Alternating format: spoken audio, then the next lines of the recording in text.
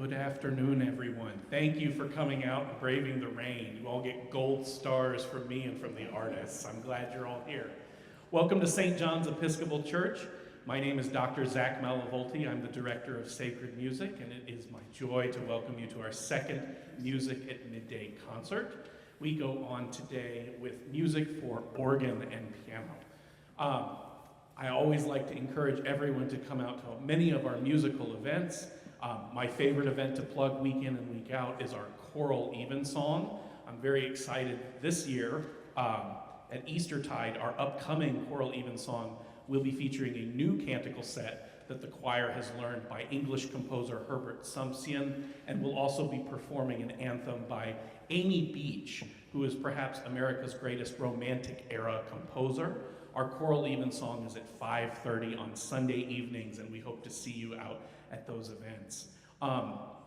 But without further ado, I should tell you about what's coming up next for Music at Midday. Next week, we will have Jeremiah Tyson, who is a local tenor here in Tulsa, and he will be performing songs of praise. He's performing from classical repertoire, arias that are in the sacred canon, all the way to gospel classics. So it should be a really exciting vocal recital next week, and we hope to see you for Music at Midday next week, as well as our choral evensong.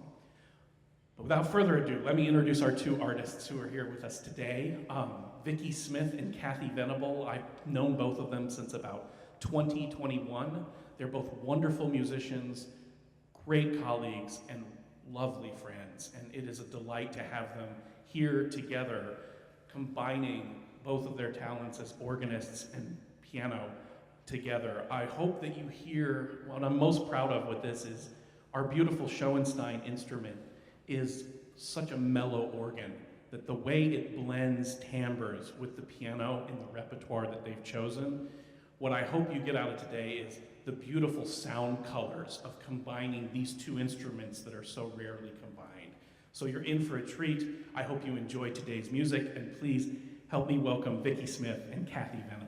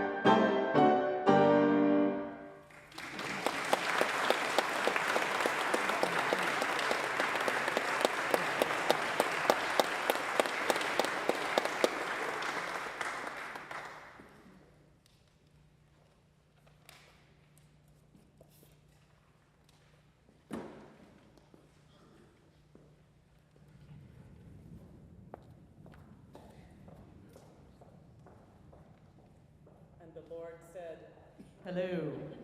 Wow, that's nice. We are amazed to see you here. Wow. Thank you for being here. I had too little faith that we'd have an audience today, so thank you so much. We really appreciate your attendance and loyalty, and we're going to have some fun. Thank you for supporting live music, I always like to say, because without you, we'd just be rehearsing for fun, I guess. So thank you for being here. That was Hungarian Dance number 5 by Brahms from his 21 Hungarian dances, completed in 1879. It was based on Hungarian themes, obviously. These dances are some of Brahms' most popular and profitable works, so good for him. And they reflect his interest in Hungarian folk music, which began in 1850 when he became the accompanist, for Hungarian violinist Ede Reményi, who played lots of Romani folk music, such as the Csárdás. So the next thing we're going to do is very different. It's one of the most familiar tunes in the world, Clair de Lune, which is French for moonlight. It's from Debussy's piano suite Bergamasque, written between 1890 and 1905, and this was originally entitled the Promenade Sentimentale, or Sentimental Promenade, but it got changed to Suite Bergamasque.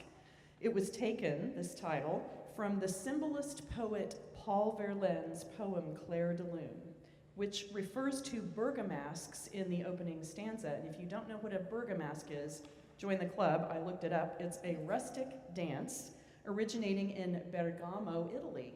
So it all makes sense. Getting a lot of fun facts today on these things. When I was doing my graduate work in accompanying, back when they just started having degrees in becoming an accompanist, my accompanying teacher was just obsessed with us always knowing what the poem was for the art song we were accompanying, and Paul Verlaine was just one of his favorite symbolist poets, so I felt like I spent 2 years with Paul Verlaine. So here's an excerpt from his poem Clair de Lune, a little tiny bit of the French. Votre âme est un paysage choisi, que vos charmants masques et bergamasques, there's that word, jouant de lutte et dansant, et quasi triste sous leur déguisement fantasque. And in English, your soul is a chosen landscape, bewitched by maskers and bergamaskers, playing the lute and dancing and almost sad beneath their fanciful disguises, singing as they go in a minor key of conquering love and life's favors. They do not seem to believe in their fortune, and their song mingles with the light of the moon. The calm light of the moon, sad and fair, that sets the birds dreaming in the trees, and the fountains sobbing in their rapture, tall and svelte amid marble statues. And then to really go to from the sublime to bringing it down. I can't think of a good word for that. Not ridiculous, but this tune was also used in the final scene of the remake of Ocean's 11. So if you're a George Clooney fan, it's that final scene where Carl Reiner and Brad Pitt and everybody, they were standing there at the Bellagio Hotel watching the fountains go up and down and thinking about all that money that they just stole from the casino and what they're going to do with it.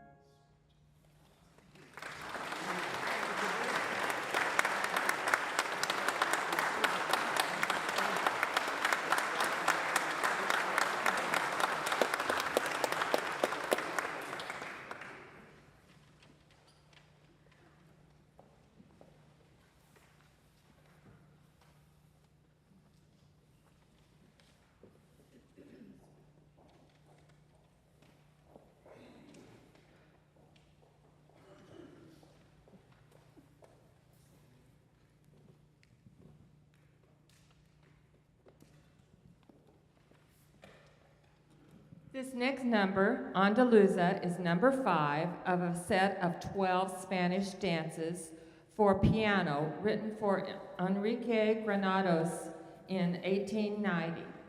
His music is characteristic of Spanish nationalism of that time. He was greatly influenced by the guitar.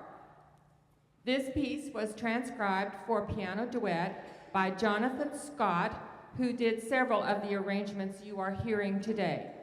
Jonathan and his brother Tom Scott are a piano and organ duo team from the UK, and they perform all over the world.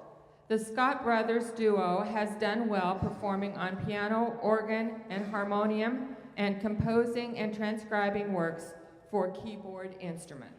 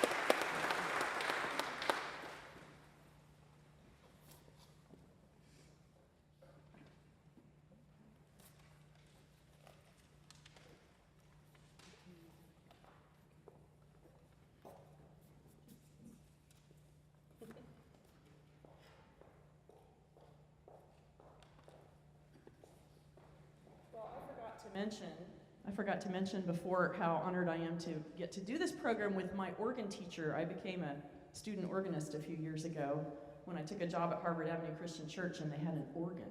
And I said, I don't play that. But Kelly Ford said, oh, that's okay, take your time. But I started lessons with Vicki Smith about 4 years ago, and it's been a joy. And this is so much fun to get to do this with her, and I don't even have to play the organ on this concert, so yay. Leave it to the master.